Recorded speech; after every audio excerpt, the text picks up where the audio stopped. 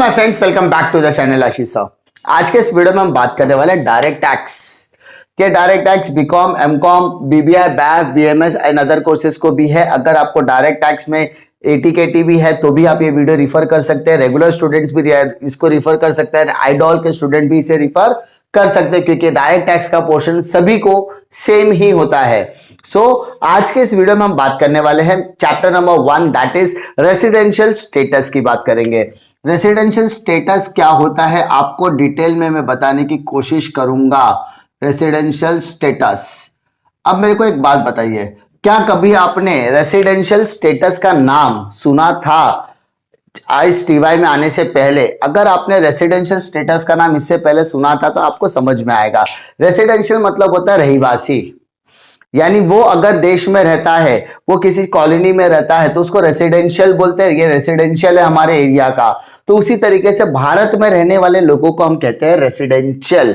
Resident क्या कहते हैं हम लोग? रेसिडेंट कहते हैं। अब इंपॉर्टेंट क्या मालूम है, ये रेसिडेंशियल स्टेटस करने के टाइम पर एक चीज समझ में आनी चाहिए कि वो जो रेसिडेंट, ये पर्टिकुलर जो पर्सन हमारे पास रह रहा है, हमारे देश में रह रहा है, वो हमेशा हमारे देश में रहता है या कभी कभी वाला मेहमान है, मतलब देश के बाहर भी जाता है। देश और विदेश में क्या फर्क है? The main difference, what is the main difference between country and foreign? ठीक है, आपको समझना पड़ेगा कि अपनी देश में और विदेश में क्या फर्क है। हमारा देश एक ही है, बाकी सब विदेश है। भारत को छोड़ के बाकी सारी चीजें क्या है? विदेश है। क्योंकि भारत हमारा देश है तो बाकी सब विदेश है। तो ये बेसिक कंसेप्ट है कि अब जो बंदा हमारे देश में रहता है, हमेशा रहता है, वो हमारे लिए रेसिडेंट होने ही वाला है। और वो इंपॉर्टेंट क्या है, वो कभी कभी वाला रेसिडेंट है कि हमेशा वाला रेसिडेंट है? तो सर वो अगर इंडिया में ही रहता है तो वो हमेशा वाला रेसिडेंट है। तो कुछ लोग ऐसे होते हैं जो कभी कभी वाले रहते हैं। कभी कभी मतलब इंडिया में आने का, काम करने का, फिर चले जाने का, इंडिया में आने का, काम करने का, फिर चले जाने का, यानी उनका आना जाना लगा रहता है, देश के अंदर आना जाना लगा रहता है। एरोप्लेन की फ्लाइट उनको पसंद आती है, कभी इस कंट्री में कभी उस कंट्री में, ऐसा ट्रैवलिंग करते रहते हैं। तो क्या वो पर्टिकुलर पर्सन हमारे देश में आकर पैसा कमा रहा है, बिजनेस कमा रहा है, सर्विस दे रहा है, तो क्या वो पर्टिकुलर पर्सन हमारे देश का नागरिक हुआ? तो वो चीजें कैलकुलेट करना पड़ता है। अब कुछ लोग होते हैं जो आते जाते रहते हैं, लेकिन वो जो कंपनी उसको तभी भी एनआरआई का टैग दिया रहता है।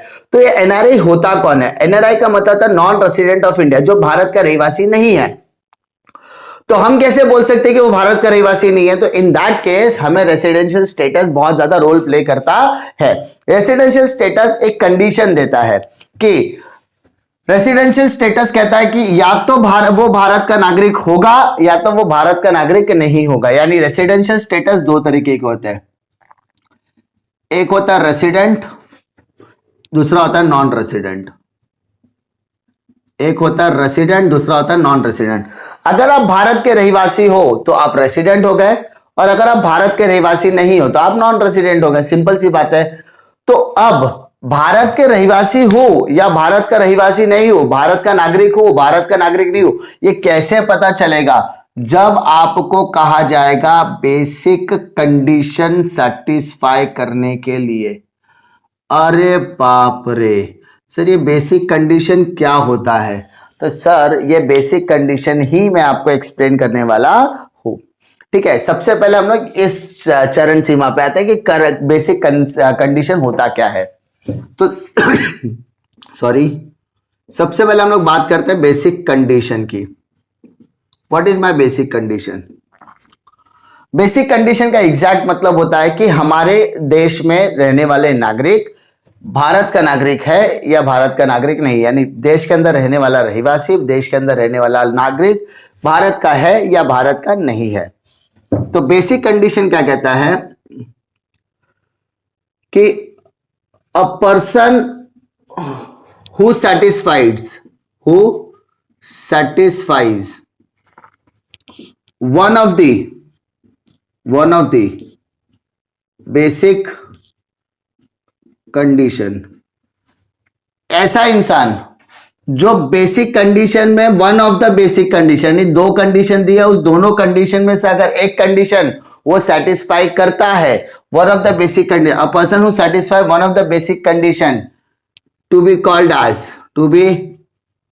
Called as resident. यानी अगर वो दोनों में से एक भी बेसिक कंडीशन सेटिस्फाई करता है तो उसे रेसिडेंट मान लिया जाएगा।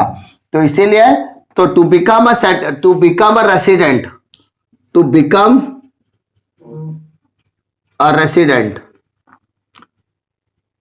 इसीलिए रेसिडेंट बनने के लिए to become a resident a person needs to satisfy, person needs to satisfy one of the basic condition. मान लो अगर उसने वो कंडीशन सेटिस्फाई नहीं किया तो वो पर्टिकुलर पर्सन बन जाएगा नॉन रेसिडेंट। अरे भैया आपके पास दो ही ऑप्शन, या तो आप रेसिडेंट होंगे या तो आप रेसिडेंट नहीं होंगे। तो अगर आपको रेसिडेंट बनना है तो आपको कंडीशन सेटिस्फाई करनी पड़ेगी, और अगर आपको अगर आप कंडीशन सेटिस्फाई नहीं कर पाते तो आप रेसिडेंट नहीं हो, सिंपल सी बात है। अब देखिए कंडीशन ए और कंडीशन B1 एंड B2, या तो वो कंडीशन ए सेटिस्फाई करे या B1 B2 दोनों सेटिस्फाई करे। याद रखो कंडीशन ए अगर सेटिस्फाई होता है तो बी की तरफ जाने का नहीं, और अगर कंडीशन ए सेटिस्फाई नहीं होता तो B1 और B2 चेक करने का। समझे? हाँ, क्या बोला मैंने? A person should stays in India. A person should stays in India. Stays in India for 182 days or more in the previous year. Previous year. PY मतलब previous year. यानी जब कोई इंसान हमारे पिछले साल प्रीवियस ईयर में इंडिया के अंदर 182 दिन 182 डेज या उससे ज्यादा इंडिया में रहता है तो वो पर्सन बन जाएगा रेसिडेंट। कितना दिन बेटा बोला? 182 डेज या उससे ज्यादा। समझे? मानो कोई इंसान है वो हमारे प्रीवियस ईयर में, तो अगर आपका करंट ईयर अगर 2020-21 चल रहा है, ठीक है, तो आपका प्रीवियस ईयर होगा 2019-20। सिंपल, ये आपका प्रीवियस ईयर होगा। मान लो आपका प्रीवियस ईयर चल रहा है 19 और 20, असेसमेंट ईयर आपका 19-20 चल रहा है, तो यहां पर आपका आ जाएगा 18 और 19, तो इसका एक साल पहले। यानी अगर आप TY में तो SY का आपको एकेडमिक ईयर लिखना पड़ेगा, अगर आप पार्ट 2 में तो आपको पार्ट 1 का एकेडमिक ईयर लिखना पड़ेगा। सिंपल, अब जो भी क्लास में उसके पिछले साल का एकेडमिक ईयर यहां पर आ जाएगा। वापस कह रहा, अगर कोई इंसान इंडिया में 182 दिन या उससे ज्यादा इंडिया में रहता है तो उसको हम क्या कहेंगे? रेसिडेंट। मानो अगर कोई इंसान 182 दिन इंडिया में नहीं रहता तो क्या वो रेसिडेंट नहीं है? तब उधर आता है B1 कंडीशन। क्या आता है बेटा? B1 condition. तब वो कहता है a person should stage in India for 60 days और more in the previous year. मतलब पिछले साल अगर वो 182 दिन इंडिया में नहीं रहता तो उसको 60 दिन तो रहना ही पड़ेगा। अगर कोई इंसान है 182 दिन इंडिया में नहीं रहता तो वो कौन से कंडीशन में जाएगा? B1 में। तो B1 कहता है 60 दिन तो रहना ही पड़ेगा। चलो 60 दिन वो रह गया। अच्छा, B1 में आ गए तो आपको B2 भी चेक करना पड़ेगा। B1 में आ गए तो आपको B2 भी चेक करना पड़ेगा। तो B2 क्या कहता है? A person should stage in India for 365 days और more in the 4 immediately preceding the previous year. यानी पिछले साल को छोड़कर आपके पीछे 4 सालों का टोटल, आपके पिछले साल को छोड़कर उसके पहले के 4 सालों में वो कम से कम 365 दिन इंडिया में होना चाहिए। ये दोनों ही कंडीशन आपको सेटिस्फाई करनी पड़ेगी। मान लीजिए एक example, Bradley, Australian cricketer, came to India to play IPL. Came to India for play IPL. IPL आया खेलने के लिए। भाई साहब IPL का 90 दिनों का सेशन कंप्लीट कर रहे हैं। कितने दिनों का? 90 दिनों का सेशन कंप्लीट कर रहे हैं, ट्रेनिंग सेशन एंड मैच मिलाकर। उसके बाद 90 दिनों के सेशन, 90 डेज का सेशन, 90 डेज का सेशन पिछले 4 सालों से वो खेल रहे हैं। ठीक है, अब ध्यान देने की बात यहां है कि 90 दिनों का ये सेशन होता है, 4 सालों से कंटिन्यू आईपीएल देख रहे हैं, तो इसका मतलब कंडीशन ए तो सेटिस्फाई नहीं होगा, क्योंकि 182 दिन इंडिया में नहीं है, 90 दिन ही है। तो ऐसे पर्सन के लिए वो यहां पर B1 में आ गया। अब 60 डेज तो होता है, पिछले साल वो 90 दिन का सेशन में था। उसके अलावा इसके पहले के सालों में 365 होना चाहिए, तो 4 सालों का अगर आप टोटल करो तो आपको पता चला 360 दिन ही है। यानी बंदा कंडीशन ए सेटिस्फाई नहीं कर रहा है, लेकिन कंडीशन B1 सेटिस्फाई कर रहा है 60 वाला, लेकिन कंडीशन यहां पर अगर वापस लटक गया तो यहां पर आपको देखना पड़ेगा ए सेटिस्फाइड नहीं हो रहा है, लेकिन बी में आ गया। B1 और B2 दोनों सेटिस्फाई होना चाहिए, B1 और B2 दोनों सेटिस्फाई होने चाहिए, तो बंदा हो जाएगा रेसिडेंट। लेकिन यहां पर एक ही हो रहा है, एक नहीं हो रहा है, तो इन दैट केस ब्रेटली को हम एनआरआई डिक्लेयर करेंगे। क्या डिक्लेयर करेंगे? एनआरआई। यानी एनआरआई मतलब he is non resident of India, वो भारत का नागरिक नहीं है। हम उसे एनआरआई डिक्लेयर करेंगे कि वो भारत का रहिवासी नहीं है। सिंपल, भारत का रहिवासी नहीं है, he is not a Indian citizen या he is not a Indian resident, वो इंडिया में रहता नहीं है। ठीक है, एक और एग्जांपल देने की कोशिश करता हूं। 2011 ऐसा समझो कि 2018 में महिला जयवर्धने, आपको पता है श्रीलंका के कैप्टन थे महिला जयवर्धने। तो महिला जयवर्धने जब 2011 में वर्ल्ड कप हुआ था तभी भी वो श्रीलंका की तरफ से कैप्टन थे। तो महिला जयवर्धने है ना, पिछले आईपीएल में यहां पर ही थे, 90 डेज का उनका सेशन होता ही था, लेकिन वो श्रीलंका के है ना कोच बना दिए गए। और श्रीलंका की सीरीज थी इंडिया के साथ, वो भी इंडिया के अंदर, और वो सीरीज का जो टाइम स्पेन था 45 डेज का था। कितने दिन का था? 45 डेज का। तो यानी वो उस साल में 135 डेज इंडिया में थे। Okay, simple. और इसके पहले वो रहते ही थे 135, और इस साल वो 90 डेज इंडिया में। एग्जाम्पल दे रहा हूं, तो 182 का डेज का कंडीशन हटा दो, क्योंकि ही इज नॉट अ रेसिडेंट। 182 दिन नहीं, 90 दिन ही है। अब ये 90 की वजह से ये 160 डेज वाला सेटिस्फाइड हो गया, लेकिन इसके पहले के 4 सालों का अगर आप टोटल करते हो तो आप देखते हो कि 365 दिन से ज्यादा रह गया। यानी महिला जयवर्धने आकर इंडिया यहां पर दिल्ली कैपिटल के को ट्रेन भी कर रहे हैं, मुंबई इंडियंस को ट्रेन, जो भी इनको ट्रेन करने की जिम्मेदारी दी गई है वो ट्रेन भी कर रहे हैं, और साथ ही साथ वो श्रीलंका की टीम के साथ जुड़ के एज अ कोच तो वो भी ट्रेन कर रहे हैं। तो वो सारी चीजें मिलकर देखो तो 365 दिन, यानी कंडीशन B1 भी सेटिस्फाइड हो रहा है, कंडीशन B2 भी सेटिस्फाई हो रहा है, तो इस कंडीशन को हमें वो रेसिडेंट हो जाएंगे। क्या हो जाएगा बेटा? रेसिडेंट। ठीक है, कोई दिक्कत नहीं।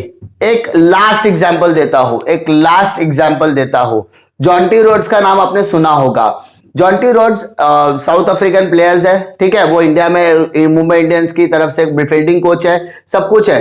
वो मुंबई इंडियंस का चैंपियन लीग भी यहाँ खेलते हैं, फिर सब कुछ सारी चीजें यहीं होती है। उन्होंने क्या किया, यहाँ पर ही घर ले लिया।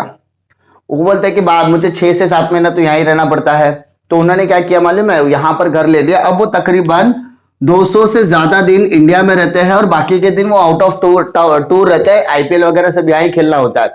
तो इसका मतलब 200 दिन से ज्यादा है। जब हम लोग 200 दिन से ज्यादा की बात करें तो 182 दिन यहीं सेटिस्फाई हो गया ना, 182 डेज से ज्यादा रह रहे। तो इसका मतलब B1 और B2 चेक नहीं करने का, समझा? B1 और B2 चेक नहीं करने का, तो इसका मतलब ही इज बिकम रेसिडेंट। तो बंदा बेसिक कंडीशन देखने के बाद, बेसिक कंडीशन सेटिस्फाई करने के बाद, या तो वो बंदा रेसिडेंट होगा या तो वो बंदा नॉन रेसिडेंट होगा। कोई तकलीफ नहीं, सिंपल। अभी ध्यान दो, मान लो वो बंदा रेसिडेंट हो गया तो क्या होगा? अगर वो बंदा रेसिडेंट हो गया, वो पर्टिकुलर पर्सन रेसिडेंट बन जाता है, तो उसको चेक करना पड़ेगा कि वो कौन सा रेसिडेंट है, कभी कभार वाला कि बार बार वाला, कभी कभी वाला कि बार बार वाला। कभी कभी वाले को बोलते हैं non ordinary resident, non ordinary resident. और रेसिडेंट जो पक्का वाला रहता है उसको बोलते हैं हम लोग ऑर्डिनरी रेसिडेंट। क्या बोलते हैं बेटा? Ordinary resident. कोई तकलीफ? इसके लिए अगर आप रेसिडेंट बन गए तो आपको एडिशनल कंडीशन का सामना करना पड़ेगा। कौन से कंडीशन का बेटा सामना करना पड़ेगा? एडिशनल कंडीशन का सामना करना पड़ेगा। और एडिशनल कंडीशन की अगर नौबत आती है तो आपको दोनों कंडीशन सेटिस्फाई करना पड़ेगा। क्या बोला मैंने? अगर आप एडिशनल कंडीशन की तरफ आते हो तो आपको बेसिक करने के बाद एडिशनल कंडीशन सेटिस्फाई करना पड़ेगा। Additional condition, additional condition. तो एडिशनल कंडीशन क्या कहता है? देखो, a person should stays in India for 730 days, 730 days, 730 days or more in the previous year, in the previous 7 preceding the previous year, 7 सालों में, पिछले 7 सालों में, 7 immediately preceding the previous year, पिछले साल के बेसिस पर हम बेसिक कंडीशन करेंगे, लेकिन एडिशनल के लिए उसके पहले के 7 साल। बेटा अगर आप टीवाई की बात करो तो अभी आप टीवाई में हो तो टीवाई के पहले के 7 साल मतलब SY, FY, 12th, 11th, 10th, 9th, 8th, वो 7 साल। ठीक है, ऐसा समझो, आपको समझने के लिए थोड़ा आसान। तो पिछले 7 सालों का टोटल यानी 7 साल जो आपने रहे वो आपके 730 डेज से ज्यादा होने चाहिए। और इसी के साथ साथ and at least 2 times resident, at least आप 2 बार रेसिडेंट होने चाहिए out of 10 immediately preceding the previous year. पिछले साल को छोड़कर इसके पहले के 10 सालों में आप कम से कम 2 बार रेसिडेंट होने चाहिए। ठीक है, ये कंडीशन आपको क्या करना है? सेटिस्फाइड। बेटा टेंशन लेने का नहीं समझा, कोई तकलीफ नहीं, वापस एक्सप्लेन करेगा। और एक्सप्लेन करने का मतलब है वापस एक्सप्लेन करूंगा, एक्सप्लेन करने का मतलब है वापस एक्सप्लेन करूंगा, नहीं समझ में आता एमसीक्यू में वापस एक्सप्लेन करूंगा। सारी चीजें टेंशन लेने की जरूरत नहीं है। अगर हमें सम करना होता तो हम सम करते थे, लेकिन अभी हमें एमसीक्यू सॉल्व करना है तो मैं आपको कॉन्सेप्ट समझा देता, और कॉन्सेप्ट समझाने के जब एमसीक्यू में ये सारी चीजें आएगी तभी भी एक्सप्लेन करूंगा तो आपको डिफिकल्टी नहीं आएगी। ठीक है, एडिशनल में आ गया दोनों कंडीशन सेटिस्फाइड तो बंदा को क्या बोलेंगे? Resident but ordinary resident. क्या बोलेंगे बेटा? Resident but ordinary resident.